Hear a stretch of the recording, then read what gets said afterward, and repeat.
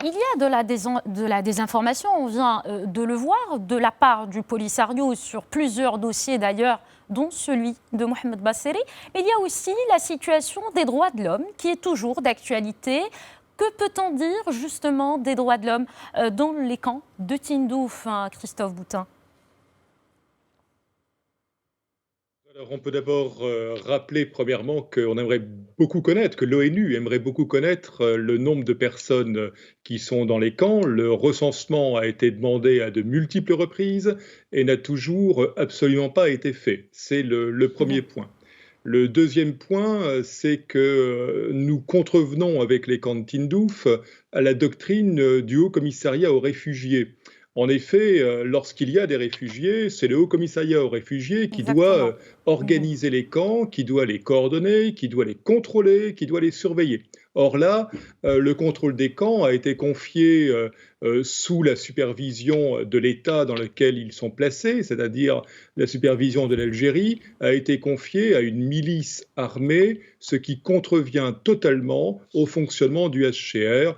Mon collègue El Wali avait largement étudié la question. On a donc un problème ici, on a un problème de sécurité. Je vous rappelle qu'on a déjà eu des Occidentaux qui ont été pris en otage, enlevés dans certains des camps de Tindouf.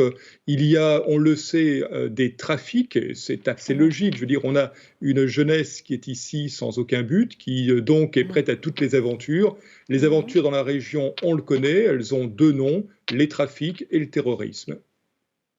À chaque fois qu'on parle des droits de l'homme, dans le même sens, professeur, dans les camps de Tindouf, la question du recensement de la population s'impose, vous l'avez si bien dit. On note que le nombre des habitants des camps est estimé aujourd'hui à quelques 90 000 contre 200 000 en 1991.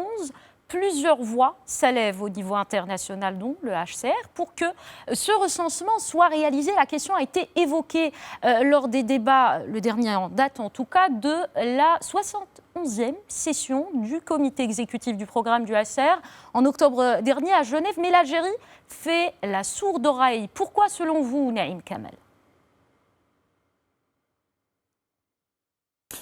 Je crois que la réponse est dans votre question déjà. Il s'agit d'abord de continuer à gonfler dans la perspective d'un référendum qui ne viendra pas. Il ne faut pas rêver, le Conseil de sécurité de l'ONU a plié le dossier, de gonfler la population de manière à ce qu'elle puisse la manipuler. Ensuite, il y a évidemment les aides internationales aux réfugiés, et qui c'est d'une autorité publique, et ça ne date pas d'aujourd'hui. Depuis que l'organisation, je crois, les Libertés, je ne me rappelle plus exactement son titre, de Madame Danielle Mitterrand, qui était une fervente supportrice du Polisario, et qui a dû se rendre compte à l'évidence, quand elle a dévoilé, qu'il y avait des détournements et que tout ce qui était destiné aux populations séquestrées à Tindouf n'allait pas à ces populations et qu'ils étaient recyclés, soit dans le commerce algérien, soit ailleurs, soit dans le Sahel, soit pour des opérations crapuleuses, pour financer des opérations crapuleuses dans la région et contribuer à sa déstabilisation.